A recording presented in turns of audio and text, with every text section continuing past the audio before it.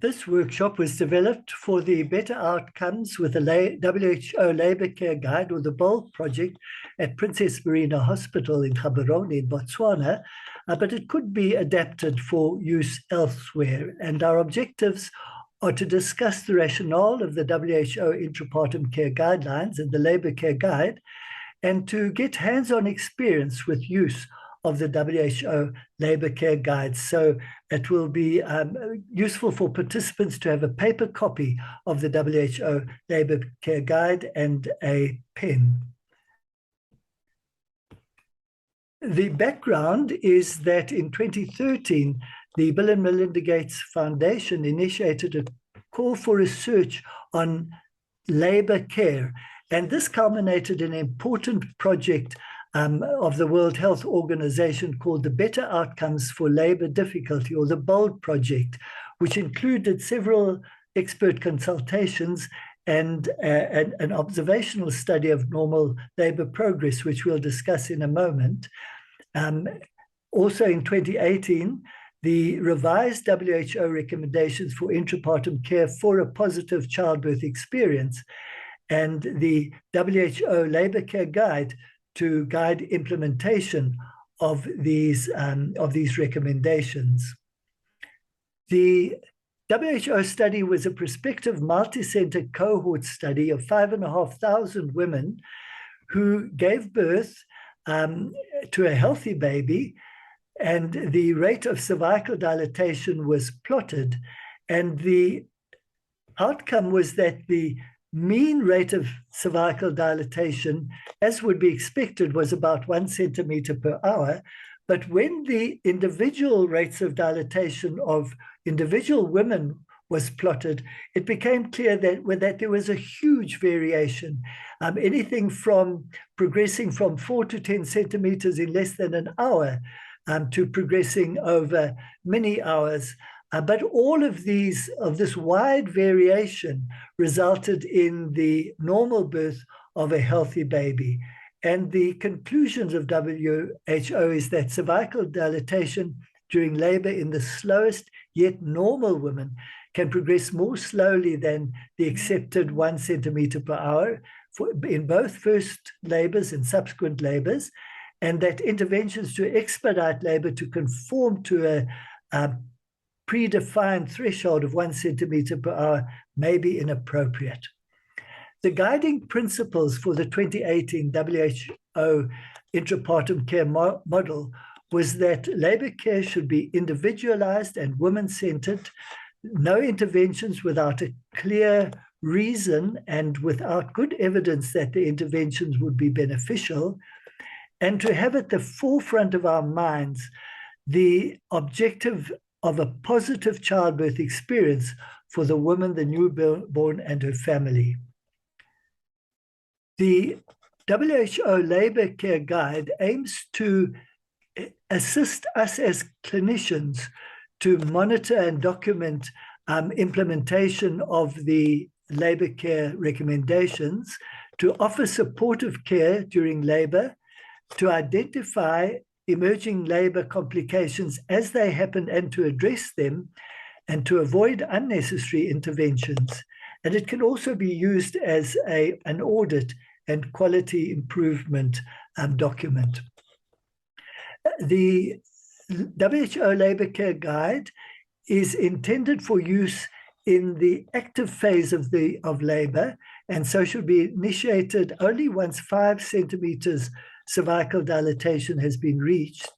WHO emphasized, though, that women in the latent phase of labor should be monitored. And at Princess Marina Hospital, we've designed our own latent phase labor care guide to assist us to focus on supportive labor care in the latent phase as well.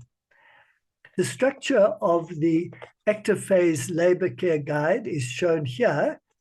There's a time scale, and every vertical column represents 1 hour of time. So all observations made within this hour are recorded in this column, and time progresses at 1 hour for every column. There's an alert column which is a new innovation, and where there is a reference value for each observation, so that observations which fall short of what is expected can be identified by circling them. And then there is the second stage section, which is a new innovation as well, where both the baby's and the mother's condition are in fact more intensively monitored during the second stage of labor. The labor care guide is not intended as a passive documentation of events, but rather as an active process, which has 4 steps. Firstly, assessing the various important aspects of labor, recording them in the vertical column, which corresponds to the time at which the observations are made, then checking the documented observations against the reference thresholds and identifying those which require intervention, and then making a summary assessment and making a plan in consultation for the woman if any changes in care are needed. The top section of the labor care guide includes basic information on the woman, her name, parity, and so on. The next section, or section 2, documents supportive care, in particular, whether or not she has a companion with her, whether she has received pain relief if it is needed, whether she's receiving adequate oral fluids, and what her posture is, and whether she's in avoiding a dangerous posture. The next section, the care of the baby, is very similar to the old WHO partograph, except that it has this important section for monitoring the baby in the second stage. And similarly, section 4 for the documentation of condition of the mother is very similar, but with the additional monitoring in the second stage of labor. The fifth section documents labor progress. It includes contractions of the uterus per 10 minutes, the number per 10 minutes, and the duration, but not the strength, which is such a subjective thing that it is very difficult to document that in a meaningful way on a labor care guide. The dilatation of the cervix is plotted in centimeters from 5 up to 10 centimeters, but there is no predefined progress line through labor at 1 centimeter per hour. Rather, there is an evidence-based indication of the upper 95th limit for the time at each centimeter of cervical dilatation, which may in some cases fall beyond the old labor care guides, and in some cases may be more stringent. For example, a woman who progresses from 5 centimeters to 9 centimeters within an hour on the old labor care guide would then have 3 hours before she reached the alert line, and a total of 7 hours before she reached the action line, which is clearly far too long.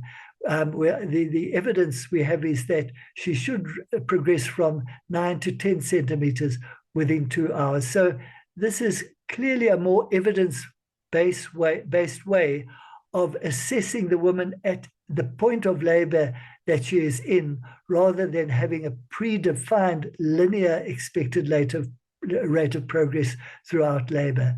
And then there's the descent of the head in fifths above the brim from 5 down to 0.5 above the brim. The sixth section documents medication such as oxytocin, other methods, and intravenous fluids. And the seventh section allows an overall assessment, and particularly summarizing any problems picked up, and then a place to document the plan made in consultation with the woman according to the principles of shared decision making. So the main differences are explicit recording of supportive care and recording those items for which we have actual values, requiring that all deviations from what would be expected are highlighted by circling the observations. And this is very important because when looking at the Labour Care Guide, one can see at a glance whether there are problems and where they are. And if nothing is circled, we don't need to read every single little figure over the whole Labour Care Guide to know that all the figures there fall within normal limits. And then, of course, there's this important intensified monitoring in the second stage of labour. So to conduct this exercise in completing the, first of all, the latent phase Labour Care Guide, we need a paper copy of that guide, or if you're at another institution, whatever document you would use for documenting the latent phase. And on the Princess Marina Hospital latent phase, the time scale has 2 hours for each column. So it's important to first fill in the examination time and then to complete the time scale above it in a 2-hour sequence using only even numbers. So please pause the presentation while completing just the time scale on the Princess Marina latent phase Labour Care Guide. So this is what it should look like. The examination was at 7:35 hours. So this fell between using only even numbers 6 a.m. and 8 a.m. So each column of the Labour Care Guide represents 2 hours, this one falling between 6 and 8 a.m., the next one falling between 8 and 10 a.m., and so on. So please pause the presentation again by completing all these details in that first column of the latent phase Labour Care Guide. So this is what the first column should look like. And looking at it in more detail, the observations were made at 7:35. There was no companion, so this was circled. Pain relief was declined or not required. Oral fluids, yes, were being received. The posture was mobile. Baseline heart rate was 136, no decelerations. Membranes intact, fetal position unknown at this stage, no capital molding. The pulse of the mother, 86, blood pressure 116/72, temperature 36.6, no proteins or ketones in the urine. Then continuing down the same column, 3 contractions per 10 minutes lasting 30 seconds, cervix 4 centimeters dilated, and the fetal head 4/5 above the pelvic brim. No medication being given. So the assessment was that there was no companion present, and the plan was to encourage the woman to call her companion, and the person who made the observation signed with initials there. We'll now move on to completing the WHO Labour Care Guide. So please pause the presentation while completing just the top section of the Labour Care Guide. So this is what the top section should look like. The name was MM. Parity 2, that means 2 previous births, irrespective of whether they were live births or stillbirths, irrespective of whether they were single or multiple, the number of times this woman has given birth. And then the spontaneous onset, active labor diagnosed on the 30th of November, ruptured membranes also on the 30th of November at 11 a.m., and the risk factors are previous stillbirth and anemia. So please pause the presentation again by filling in all these details on the WHO Labour Care Guide. And this is what the first column should look like. The time of the observations, 11:20. A companion is present, yes.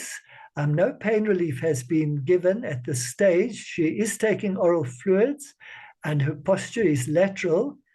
At 11:20, the fetal heart was 140. There were no decelerations. The fetal position was occipito-posterior, so this was indicated as a potential problem.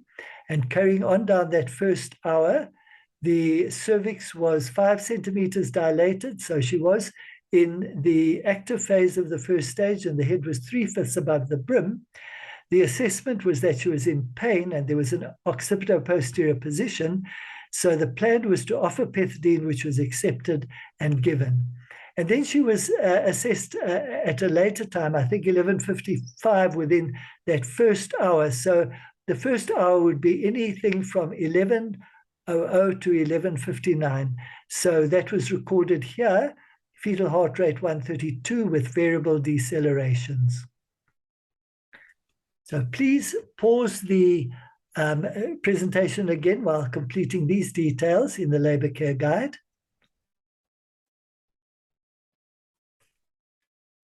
And this is what the second column should look like. So the second column would include everything from 12 to 12:59. The fetal heart rate was 136 with no decelerations. And then at 13:15, she was assessed again. And continuing down that column, the cervix was 10 centimeters dilated, and the head was 2/5 above the brim. So she was in the second stage of labor, and we can now move over to completing the second stage of labor. So please pause while entering all this information into the second stage of labor part of the labor care guide. This is what it should look like. The observations were 13:15. Yes, there was a companion present. Analgesia was declined or not needed. Yes, the fluids were being taken adequately. She was in a supine position, which was identified as a problem. Fetal heart rate was 140 with no deceleration. LICOR was clear. The fetal position was occipit anterior. There was no capital molding. The mother's pulse was 96, the blood pressure 124/89. Please pause the presentation while completing the next details in the second stage of the labor care guide. And this is what it should look like at 14. Well, there was another examination during this hour from 13 to 13:39. It was 13:59. It was 13:55. The heart rate was 144 with variable decelerations, and the contractions were now 4 per 10 minutes, lasting 45 seconds. And then at 14:05, another examination was made. The woman was now in the lateral position. Fetal heart rate was 150 beats per minute with variable decelerations. And then at 14:20, the baby was born. So this is what the whole labor care guide looks like after completion of the examinations during the active first stage of labor and then during the second stage of labor. There's more guidance in detail in the WHO Labor Care Guide Users Manual, which is available online. I'd like to just mention the logistics we've put in place for the bulb project at Princess Marina Hospital. We've designed patient information posters for the antenatal clinics, and we discuss the issue of childbirth companions so antenatal clients can make plans. We have posters in the labor ward to raise awareness and remind ourselves of the project. We keep a supply of the WHO Labor Care Guide with our latent phase guide on the back of it in the labor ward and antenatal wards. And when women are in labor, we staple these to the to the page which has the old WHO labor partograph. So that's the page in our document. We place the new labor care guide over that page. We fold the page to be able to staple it to the old page like that. And then we're able to fold that page over so that we complete the latent phase labor care guide and then turn it over to complete the active, the second stage. This is the poster we've designed informing women in antenatal clinic that they're welcome to bring a companion of choice, and just indicating the COVID precautions being taken. This is the poster to remind ourselves in the labor ward of the importance of the support practices. And we've used the mnemonic COPE to remind ourselves of companionship, oral fluids, pain relief measures, and eliminating the supine position. I'd like to speak a little bit about why birth companionships are indeed so important, and to briefly describe a research program at Coronation Hospital about 30 years ago. We had the hypothesis that human companionship during labor might promote self-esteem and improve birth outcomes and mother-child interactions. And to test this hypothesis, we conducted a randomized trial, and we put advertisements in local churches inviting women to volunteer to be labor companions, and we evaluated those who volunteered by doing role play and identifying women with innate ability to show empathy and love for other human beings. And the study was a standard randomized clinical trial in which women in labor for the first time with no companion, the trial was explained in great detail, and if they agreed and signed consent, we randomized them to a control group who continued with normal care, or an intervention group. And the only intervention was the presence of one of our companions, whom we'd advised only to focus on three things: providing comfort, reassurance, and praise for women in labor. And we emphasized praise because of our concept was that this was an element of care which was often lacking in our labor wards. We followed up the women after birth and for up to 12 months. And when we compared the outcomes of those who had the extra companionship with those who did not, the differences were really dramatic and exceeded our expectations, because those who had the companionship had significantly more positive labor experience, better measures of self-esteem. The measure of depression was significantly reduced, and maternal depression is such an important problem after childbirth, both for the mother and because it is associated with impaired childhood development. Our measures showed that the women who had support had greater confidence in their competence as a mother, and more of them, in fact, brought their child with them to the 6 weeks interview, and more of them were actually breastfeeding their babies. The intervention made no mention of breastfeeding at all. So our assumption was that this positive input and the fact that they had the greater confidence in their competence as a mother had resulted in them being more confident and more often breastfeeding their babies. And this is such an important outcome, particularly in settings where breastfeeding is vital for babies' development and survival. So in conclusion, it appears that labor and birth in a positive, supportive environment may be an empowering experience, enabling women to develop self-esteem and confidence in their strength and ability to breastfeed and care for their babies, and that this translates into actual improved breastfeeding and interaction with their children. There have been many other trials of continuous support during childbirth, and this systematic review found that overall, cesarean births were reduced by 25% in women who received continuous support, compared with those who didn't.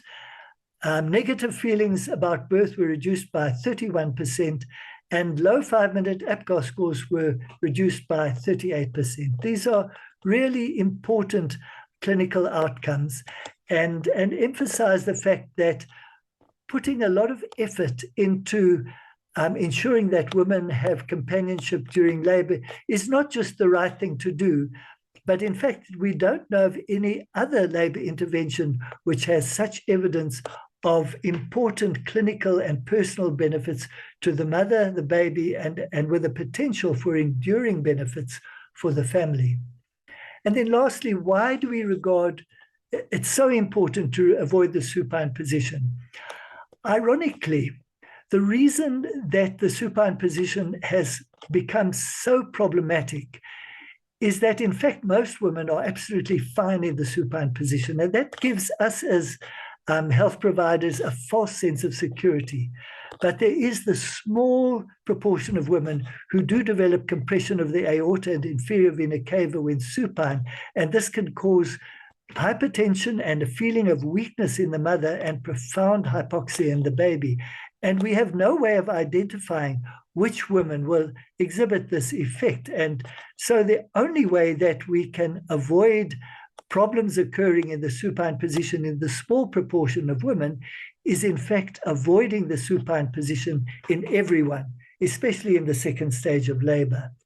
And I'm just giving 3 small clinical examples. This is a healthy woman in labor who was in the supine position for a few minutes during an examination, and her fetal heart rate dropped. And this was an internal recording to an unrecordable level below 50 beats per minute for a couple of minutes. And then when she was turned to her side, it gradually returned to a normal baseline.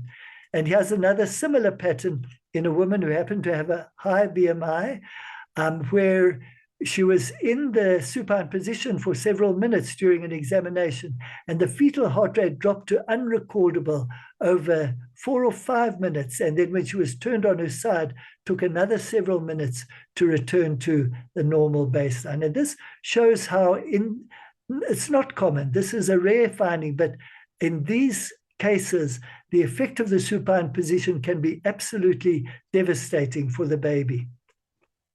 And this is a tracing in a young woman in the second stage of labor who reported that she was feeling exceptionally tired and weak and unable to bear down. But she did, and these are her bearing down efforts shown on the tachograph channel. She did manage to deliver her baby, and to our surprise, the baby was stillborn, even though we had had good evidence of the baby being well up until before the second stage of labor. So in retrospect, we realized that this was a recording of the mother's heart rate, and that she had had such hypotension that her heart had been racing at above 200 beats per minute. And as soon as the baby was born and the pressure on her great vessels was relieved, her heart rate dropped back to below 100 as she recovered. So just another indication of how profound the effect of the supine position can be in some women, particularly during the second stage of labor. So we can avoid it most simply by tilting the mother to the side. As she would in a supine position, have her thighs flexed, but with her knees in a symmetrical position, we ask her to touch one knee on the mattress and point one knee at the ceiling. Other positions are, of course, fine as well, including upright positions, as long as they avoid the supine position. It is extremely difficult for us to change our entrenched habits and practices. And those of us, all of us, have trained in a setting in which the textbooks all illustrate labor mechanisms in the supine position. So we have these concepts of the mechanisms of labor ingrained in our minds in the supine position. And many doctors and midwives have decades of positive experience using the supine position in second stage of many, many, many women with good outcomes. So it's very difficult and really counterintuitive to say we should change what seems to be working well. But adjusting to using a tilted position in all women, or avoiding the supine position in all women, is counterintuitive. It takes a really strong effort of will based on the knowledge that by doing so, every now and then, we will be avoiding a catastrophe. So in summary, the normal labor of progress varies considerably between women. Our care during labor needs to take this into account, be individualized, but we need to be vigilant for evidence of complications. And when these happen, discuss corrective measures with the mother. And we need to take active steps to promote good clinical outcomes and a positive experience, focusing particularly on enabling and facilitating women having a companion of choice, adequate oral fluid intake, pain relief measures, and eliminating the supine position in all women, particularly in the second stage of labor. Thank you for attending.